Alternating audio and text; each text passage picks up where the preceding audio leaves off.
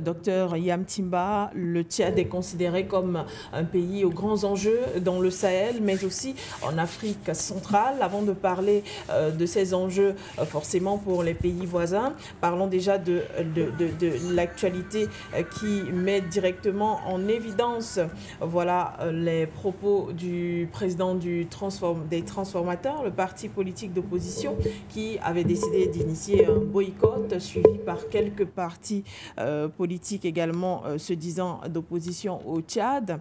Le pays a traversé une situation politique assez complexe. Docteur Yamtimba, on se souvient bien des morts qui avaient été enregistrés en 2022. En 2023, la transition s'est poursuivie. En 2024, le président Mahamat Idriss Déby Itno a été élu à la tête du pays. Une transition aujourd'hui, sachant qu'elle est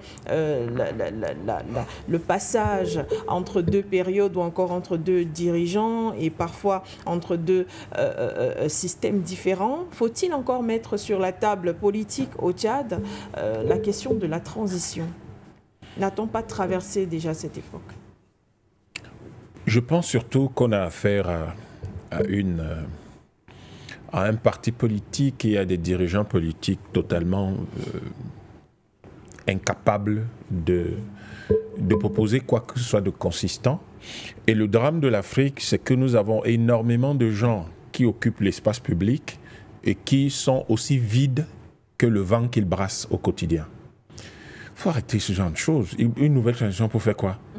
Citez-moi un seul des grands leaders, les vrais grands leaders qui ont transformé les peuples et qui ont appelé au boycott des élections. Oumniobe a appelé au boycott des élections, Lumumba a appelé au boycott des élections, Nasser a appelé au boycott des élections, Tombalbaye, là-bas, a appelé un jour au boycott des élections, Boganda a appelé au boycott des élections, Fulbert Youlou a-t-il appelé au boycott des élections, Augustin Neto a-t-il appelé au boycott des élections un jour? Il faut que les gens arrêtent un peu de jouer aux gamins quand il s'agit de la vie des gens. Et après, ils viennent vous dire, ouais, il faut une nouvelle transition. Un président vient d'être élu. Et vous appelez à une transition. Une transition, ça veut dire que soit vous ne comprenez même pas ce qu'on appelle transition politique, soit vous êtes un petit, un type qui, malheureusement, ne comprend pas du tout quels sont les enjeux de son propre pays, ni les encore pire, les enjeux de l'Afrique centrale et de l'Afrique tout entière, et vous êtes là à jouer une carte personnelle qui n'a rien à voir. Déjà que le Tchad, c'est un gros problème parce que on ne sait pas très bien sur quel pied danser avec non seulement le dirigeant actuel, mais pire encore avec ce genre de leader dit d'opposition. Il s'oppose même à quoi au fond? Il s'oppose à l'individu Déby ou il s'oppose au système qui pille le Tchad? Parce que c'est souvent ça les questions simples qu'il faut leur poser. Vous opposez à quoi? Parce que s'il s'oppose au système qui pille le Tchad, mais il ne peut pas appeler au boycott des élections. Puisqu'il faut que les Tchadiens prennent le contrôle politique de leur pays. Mais alors, si vous voulez que les Tchadiens, je vais dire, prennent le contrôle politique de leur pays, vous leur demandez, de ne pas aller prendre en main les instruments qu'une élection leur permet de saisir. Ça veut dire que vous demandez aux Tchadiens de laisser simplement que leur pays soit exploité par ceux qui sont là ou par ceux qui continuent à piller le Tchad.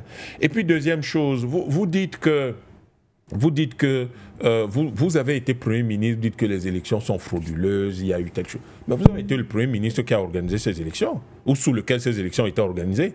Alors ça veut dire que vous avez été un Premier ministre transparent, qui n'avait aucune influence, qui n'a rien mis en place pour éviter cette fraude-là, qui n'a pas pensé qu'il fallait anticiper pour qu'il n'y ait pas de fraude. Un Premier ministre qui n'avait aucun pouvoir. Vous avez donc accepté d'être Premier ministre, pourquoi? C'était pour plaire à qui? C'était quelle est la dette que vous étiez en train de payer? Mais enfin, je veux dire qu'on a beaucoup de gens qui jouent en Afrique. Ils jouent avec la vie des gens. Ils ne se rendent pas compte qu'il y a des gens en Djamena qui se lèvent le matin, ils ne savent pas quand ils vont manger. Des gens... Moi, je ne sais même pas si ces gars-là se promènent souvent dans leur pays. Hein. C'est-à-dire que vous arrivez à Mundu, vous avez des familles qui se lèvent le matin, on ne sait pas ce qu'on va manger. On ne sait pas. Il y a le pétrole qu'on pompe à 2 pas, mais on ne sait pas ce qu'on va manger. Donc, vous avez des gens comme ça qui bavardent, il faut les transitions, il faut ceci. En fait, ils n'ont rien à proposer de concret.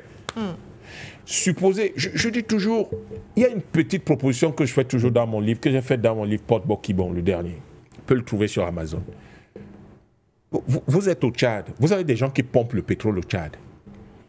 ce que je propose, le pétrole, on ne le pompe pas dans l'air, on le pompe sur un terrain. Mais ce terrain appartient à des gens. Historiquement, c'est le terrain d'une famille, d'un clan, d'une tribu, etc. Et imaginez que dans le cadre de la décolonisation de l'Afrique, parce que qu'est-ce que la colonisation a pris de quoi la colonisation a pris possession en premier? Mais d'abord de nos terres, parce que c'est là où se trouvaient les ressources naturelles que cherchaient les Européens réunis à Berlin en 1884. Donc si vous décidez que votre pays est indépendant, la première des choses, c'est de restituer les terres à ceux qui les avaient avant la colonisation. Je crois que c'est l'acte le plus juste, l'acte le plus républicain, l'acte le plus patriotique, nationaliste qui soit. À partir de là, les gens qui sont là où on pompe le pétrole au Tchad auraient 20% de TOTCO, de toutes les entreprises qui exploitent le pétrole au Tchad. Mais ces gens seraient sortis de la misère. Ce que je veux dire par là, en ramenant ce genre de choses, ce niveau de réflexion, c'est quoi? C'est que vous avez des gens qui écument nos pays. Ils disent qu'ils sont des opposants, ils disent qu'ils sont des hommes politiques. Aucune proposition concrète pour restituer au peuple les moyens de se développer, les moyens de sortir de la pauvreté. Ils bavardent. Ouais, il faut la transition, le code électoral est monté, est descendu, il y a eu les fraudes, il y a eu machin. Mao Tse-tung à ces mis-là a dit que Chiang Kai-shek faisait la fraude, que Chiang Kai-shek avait contrôlé l'État, etc. Et qu'il avait corrompu tout le monde et qu'il avait contrôlé les élections. Il a libéré la Chine. Et voilà la Chine là où elle est. Ho Chi Minh, est-ce qu'il est resté là, dit que ouais, il y a eu telle chose, machin. Il a libéré le Vietnam. Ben Bella en Algérie, est-ce qu'il est resté là, pleurer du matin au soir que ouais, les Français font ci. Il a libéré ces gens. Oumiobe n'est pas resté là à pleurer, il a lancé la révolution camerounaise. Les Lumumba, c'est ce qu'ils ont fait, les Kwame Nkrumah, etc. Vraiment, cette génération, cette nouvelle génération dite d'hommes politiques africains, elle sidère tout le monde. Elle fatigue, elle ne produit rien, elle bavarde et elle est incapable de comprendre les enjeux auxquels nos pays sont confrontés. Donc vraiment, ces gens-là qui fatiguent au Tchad, vous savez, je ne suis pas d'accord avec la façon dont le président actuel est arrivé au pouvoir, mais après, il a fait légitimer sa présence au pouvoir par une élection.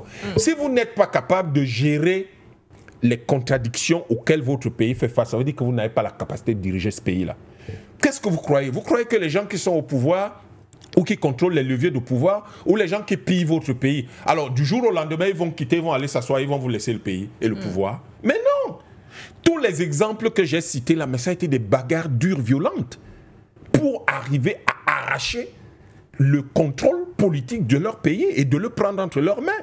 Alors, mais vous avez des espèces de je ne sais pas trop comment les qualifier, qui arrivent et qui ont l'impression que comme ils ont toujours tout eu facilement, alors du jour au lendemain, on va leur faire un pont d'or, on va leur mettre le tapis rouge et ils vont venir s'asseoir et puis c'est très bien. Là, ils vont commencer à dire, ouais, vraiment, maintenant on dirige le pays.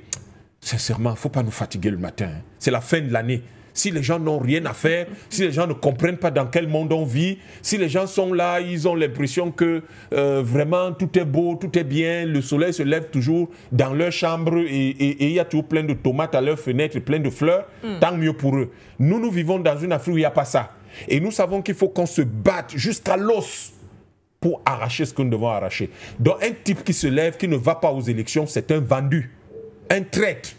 Parce qu'il n'y a que deux façons possibles de prendre le contrôle politique du continent par la force. Lui, là, au Tchad, il ne peut pas. Il n'a aucun moyen de prendre le pouvoir par la force. Donc, il avait au moins les élections par lesquelles il pouvait passer. Là où il peut venir au moins utiliser des talents qu'il aurait. Par exemple, une certaine capacité à théoriser les problèmes du Tchad, à formuler des solutions concrètes qui vont convaincre le peuple, il ne le fait pas. Bon, alors, est-ce que cet appel à ne pas participer aux élections, au boycott des élections, est-ce que c'était une stratégie des gens qu'il servirait d'intérêts cachés auxquels il est lié? Est-ce que finalement, la stratégie de ces intérêts auxquels il serait lié, je ne dis pas qu'il est lié à des intérêts, je dis il est possible. Oui. Parce qu'il est possible qu'il y ait des intérêts compte tenu de la situation des enjeux en Afrique, il y a beaucoup de politiciens africains qui sont liés à certains types d'intérêts qui vont les conseiller de ne pas participer aux élections. On a vu des choses comme ça au Cameroun. Ne participez pas à telle élection, ne participez pas à telle autre élection. Et qui, en réalité, utilisent ça pour juste animer la galerie et ne jamais s'attaquer aux problèmes de fond, pour ne jamais vraiment restituer au peuple sa capacité à avoir le contrôle politique de son pays. Donc les gens vont vous dire, non, vraiment, on boycotte des élections parce qu'il va y avoir de la fraude. Mais monsieur, les gens qui organisent la fraude, ce n'est pas des êtres humains, ce n'est pas des hommes. Vous êtes quoi? Vous n'êtes pas un homme. Mais organisez-vous, battez-vous, arrachez votre pays aux mains de ceux qui le pillent, si vous estimez que c'est les gens qui pillent votre pays. Mais si ce n'est pas le cas, taisez-vous et laissez vraiment les gens faire ce qu'ils ont à faire.